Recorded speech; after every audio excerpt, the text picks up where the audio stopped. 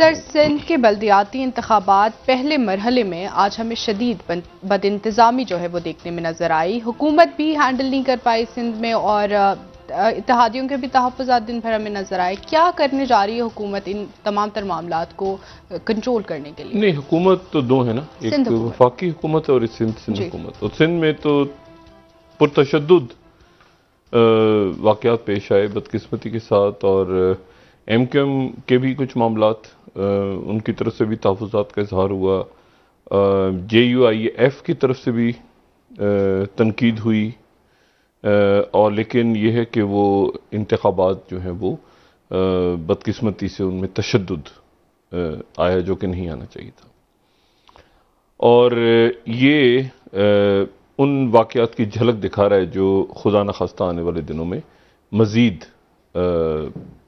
बढ़ सकते हैं अगर हमारे अकाबरीन ने इन मामलात को इस सतह पे कंट्रोल नहीं किया। अच्छा, मैं ज़रा मोहतात से अल्फाज का इस्तेमाल करते हुए एक यहाँ पे ख़बर या इत्तला यहाँ पे अपने नाजरीन से शेयर करूँगा। देखें, जो हमारा बरादर मुल्क है जॉर्डन, उर्दन के जो शाह अब्दुल्ला हैं, उन्होंने आज से 2 या 3 रोज़ पहले ये एक इंटरव्यू दिया CNBC को, और उस CNBC को उनके इंटरव्यू का जो मेन बात उन्होंने की थी, वो मेन बात जो थी वो अगर हम यहाँ दिखा सकें CNBC का, हमारे पास अगर CNBC की स्लाइड अगर हो तो वो एग्जैक्टली, ताकि वो 18वां जी 18 उन्होंने कहा था कि एक मिडिल ईस्ट नेटो जो है उसका नेटो फौज एक मिडिल ईस्ट की, अच्छा, ये उन्होंने आइडिया फ्लोट किया था। और उन्होंने कहा था कि जो मशरिक़ वस्ता के मुल्क हैं उनको जो यूक्रेन के हालात और यूक्रेन की जंग है और वहाँ जो हालात पैदा हुए, और आपको पता है कि शाह अब्दुल्ला जो हैं ये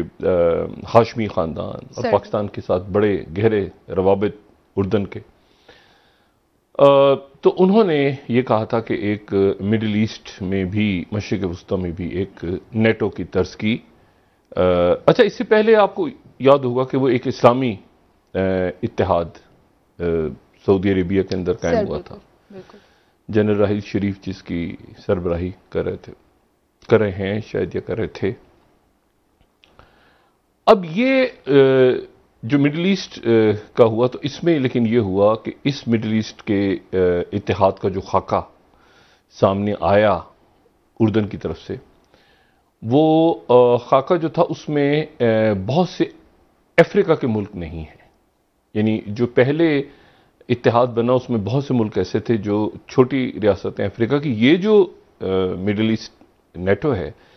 ये मिडिल ईस्टर्न नेटो जो है, इसका तस्वुर जो है ये मशरिक़ वस्ता के अंदर जो बड़े ममालिक हैं, और अब आप ये ज़हन में रखें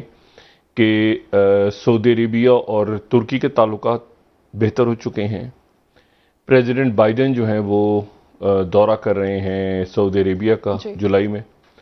और इससे पहले इस बात की कोशिश हो रही है कि यमन के मामले पे कोई अफ़ाम तफ़हीम आगे बढ़े। और इराक़ में चूँकि कोलैप्स हुआ है, रिज़ाइन कर गए मुक़्तदा सदर, जो उनकी 73 सीटें थी उनके, तो वो चूँकि रिज़ाइन कर गए, उनके जो पार्लियामेंटेरियंस थे, तो ये मुक़्तदा सदर जो है इनका ये अहले तशी, लेकिन ये इनको थोड़ी सी ईरान इनके साथ थोड़ा सा ईरान सपोर्ट नहीं, तो ईरान की पोजीशनिंग जो है वो इराक़ के अंदर मतलब बहुत डेवलपमेंट्स हो रही हैं। और ईरान और अमेरिका के जो न्यूक्लियर मामलात पे मुज़ाकरात थे वो दोबारा शुरू होने जा रहे हैं, लेकिन वो वियना में शायद शुरू नहीं हो रहे, बल्कि वो कतर में शुरू हो रहे हैं। ठीक, अमेरिका और ईरान के मुज़ाकरात वियना की जगह कतर में शुरू हो रहे हैं। और फिर दोबारा जो इराक़ के वज़ीर आज़म मुतफ़ा आदमी जो हैं वो पहले गए हैं सऊदी अरेबिया, और अब वो आज ईरान में हैं, और वो फिर ईरान और सऊदी अरेबिया को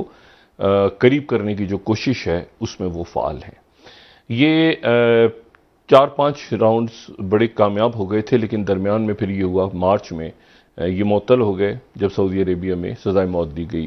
एक ही दिन में काफ़ी लोगों को। अच्छा, अब इसमें मैं इसका जिक्र जो खबर है, जो इतला है, वो ये है, मैं चंद रोज़ पहले मुल्क से बाहर था, तो ये खबर उस वक्त चूँकि ये एक तरह से आप समझ लें कि डेवलपिंग इसके ऊपर काम हो रहा था, अभी भी ये डेवलपिंग ही है और देखना ये है कि आगे जाके ये क्या रुख इख्तियार करती है। लेकिन मैं ज़रा मुताद से अंदाज में इस खबर को बयान करता हूँ, और वो ये है कि ये जो मशरिक़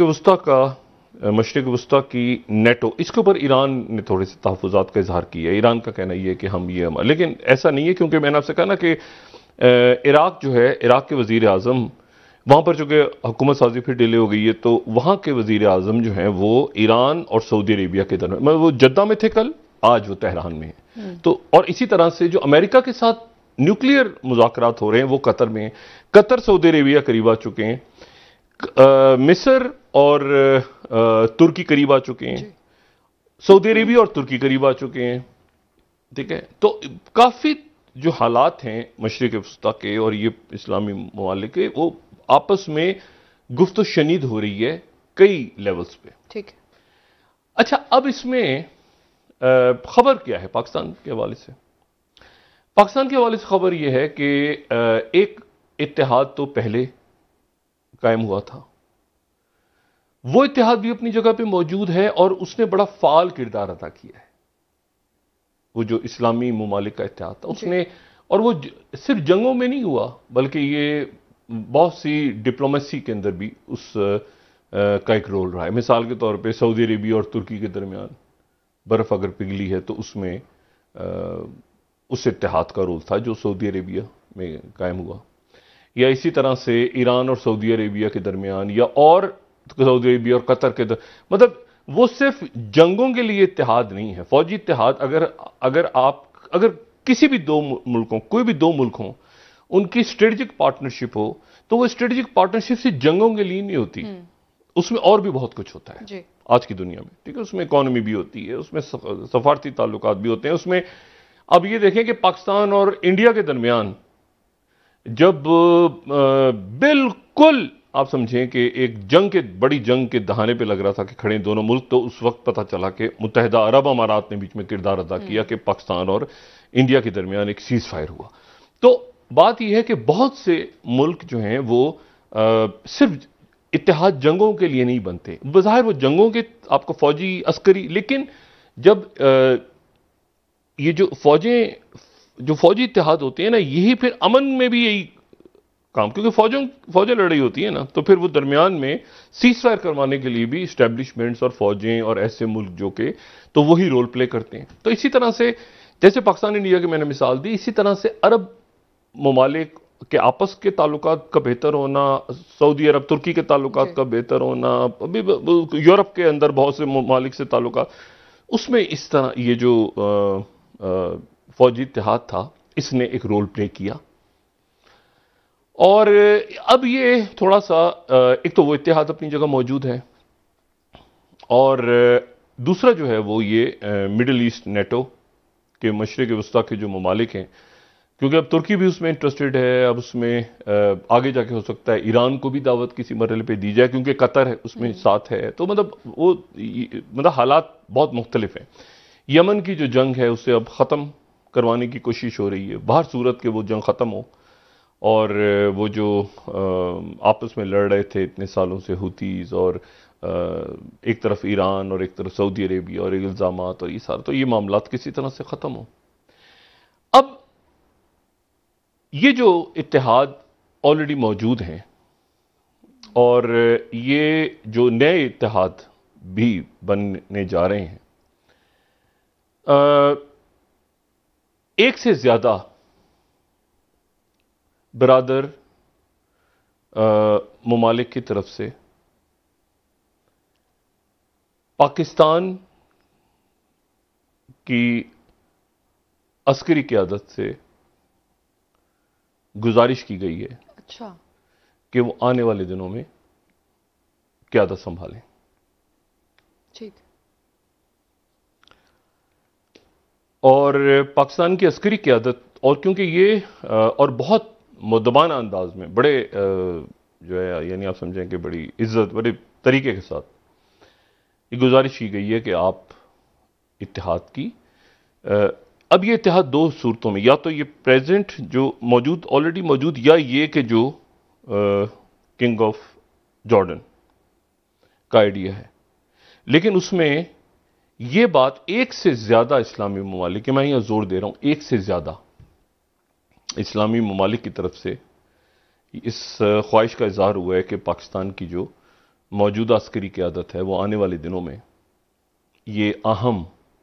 और इंतहाई अहम जो रोल है उसको वो संभालें। और ये जो ऐलान है ये आने वाले चंद दिनों या हफ्तों में हो सकता है। ठीक। अगर पाकिस्तान की अस्करी क़यादत ने इस दावत को कबूल कर लिया तो ये ऐलान चंद हफ्तों में हो सकता है। ठीक है। ठीक। अच्छा, मैंने आपसे कहा ना कि दावत दी गई है, सिर्फ अभी दावत है, फैसला यहां पे करना है पाकिस्तान। ये जाहिर है पाकिस्तान बतौर रियासत और पाकिस्तान के अस्करी क़यादत एक बड़ी और बड़ा एक लेवल के ऊपर एक आने वाले अरसे में, क्योंकि ऑयल ऊपर नीचे हो रहा है, जंगें हैं, फिर इधर ये आप देखें कि ये इधर से ओपेक प्लस के इश्यूज हैं, फिर ये ब्लैक सी और ये आपका मेडिटेरियन सी और ये बहुत कुछ हो रहा है। ठीक है, अमेरिकन पलटते पलटते वो जाते जाते यहां से फिर मिडिल ईस्ट उनके लिए इंपॉर्टेंस इख्तियार कर गए, तो बहुत कुछ हो रहा है, सिर्फ जंगें नहीं हो रही, बहुत कुछ हो रहा है। तो ये पाकिस्तान के लिए एक एजाज है कि पाकिस्तान को ये दावत दी गई है। देखना यह है कि पाकिस्तान की अस्करी क़यादत उसके ऊपर क्या जवाब देती है, लेकिन जो भी जवाब होगा वो यकीनन जल्द ही यहां से जाएगा। अच्छा, तो इसी दौरान एक तो ये खबर हो गई जो कि ढके छुपे अंदाज में दे दी हमने। दूसरा ये है कि अच्छा, अब इसमें मैंने आपसे चूंकि कहा ना कि ये लड़ाइयां नहीं, यानी लड़ाइयों से हटके जो स्ट्रेटेजिक मामलात हैं,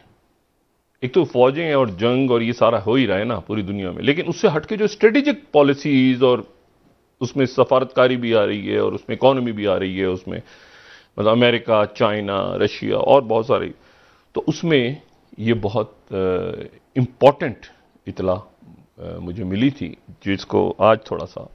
उसका फिर एक आध इंडिकेटर भी आया, उसकी खबर भी एक आध आई, लेकिन ये पिछले चंद रोज से या चंद हफ्तों से इसके ऊपर काम जारी था।